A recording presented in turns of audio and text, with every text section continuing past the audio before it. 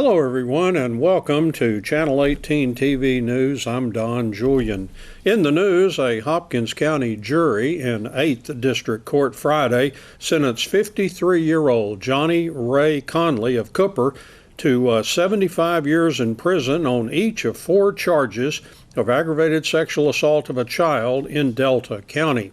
The same jury found Conley guilty on all 4 charges Thursday night after at least 5 hours of deliberation.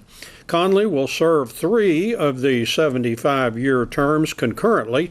The fourth term will be served consecutively, according to Assistant District Attorney Matt Harris.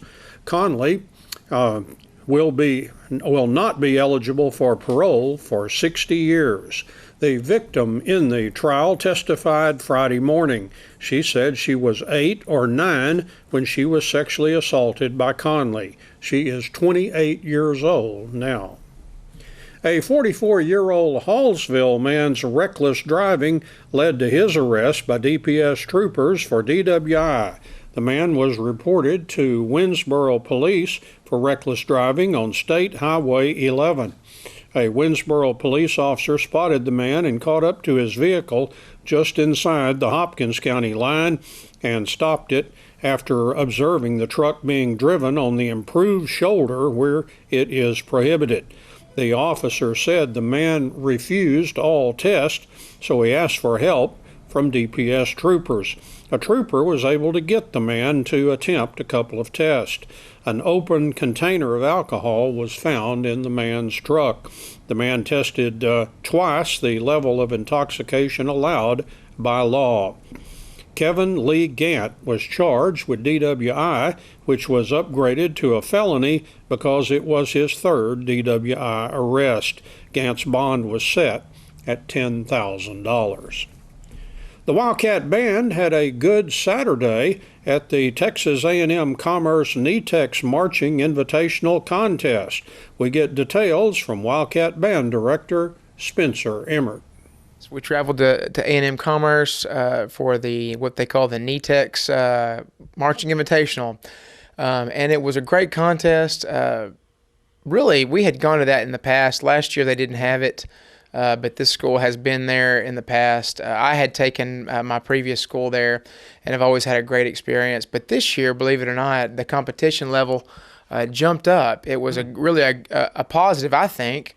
The level of competition, they opened it up to 6A bands, which hasn't before been available to those size of schools. And several schools came from across the Metroplex and entered that contest.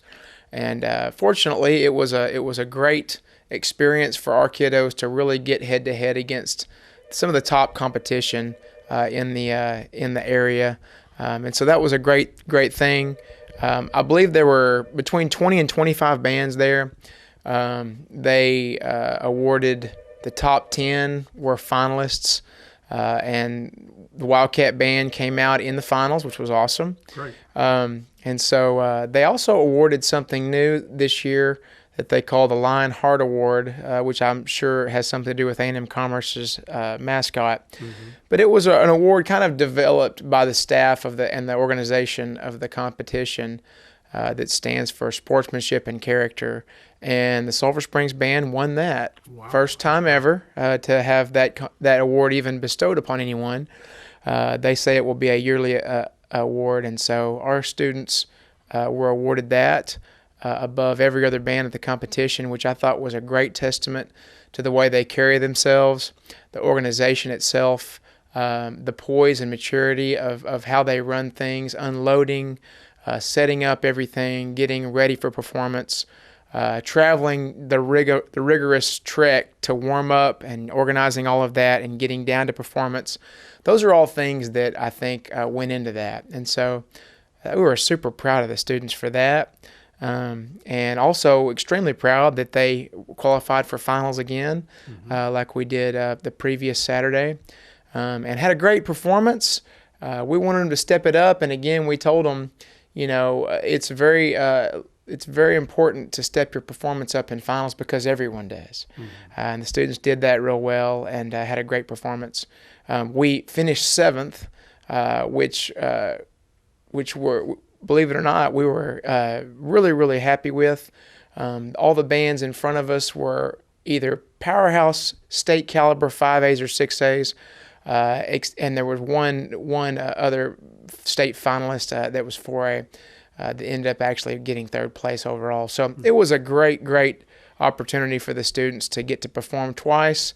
And we got some great judging comments that we're going to implement this week as we work towards area.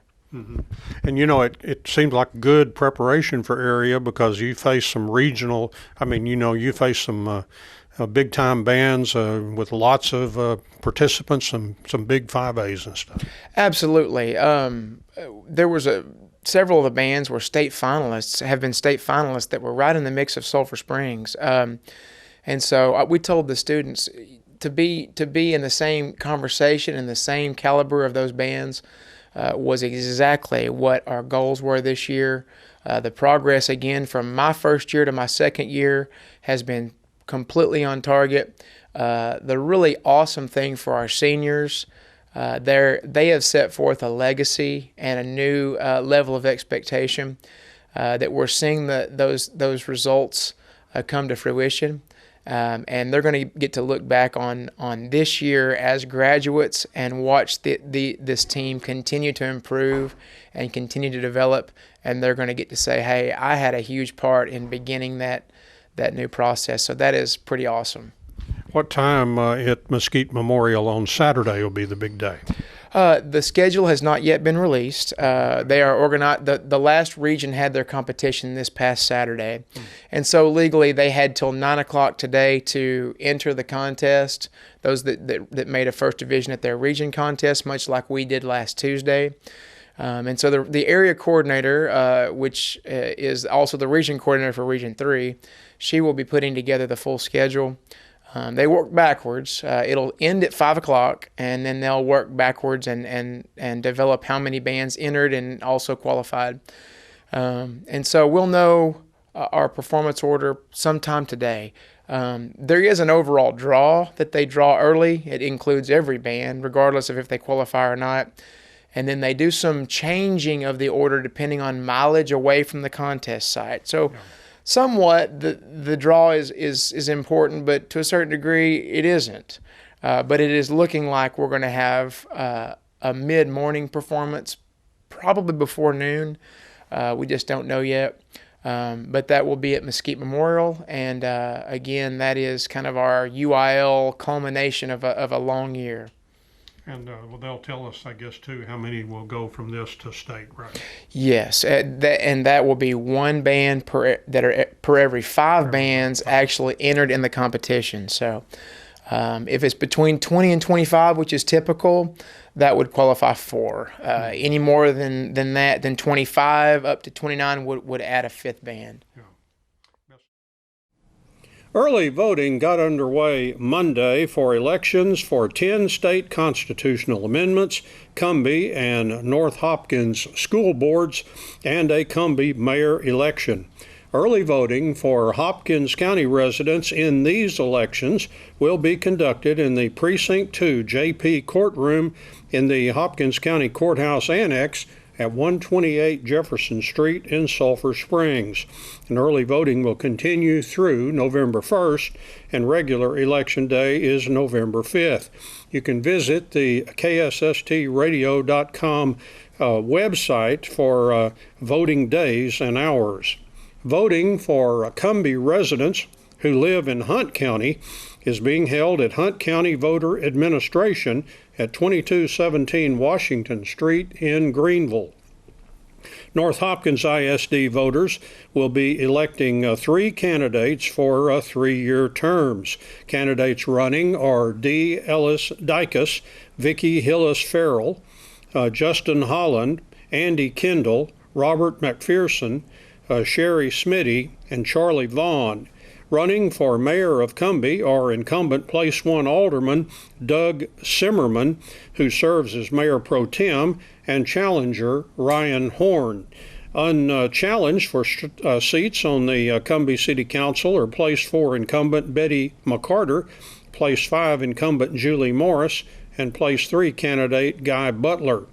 The Cumbie School Board was unable to cancel their election, their trustee election, even though 3 incumbents only were the only ones to file for their seats. The unopposed incumbents are Tony Aguilar, Jody Jarvis, and also Jason Hudson.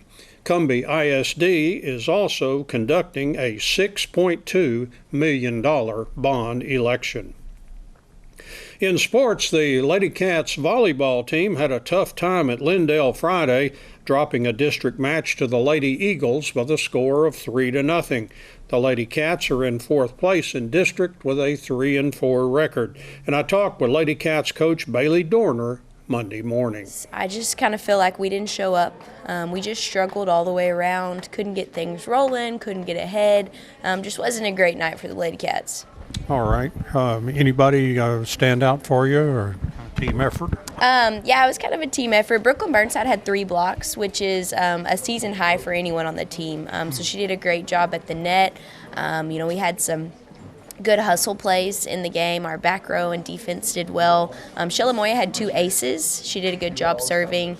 But overall, we weren't too great. So.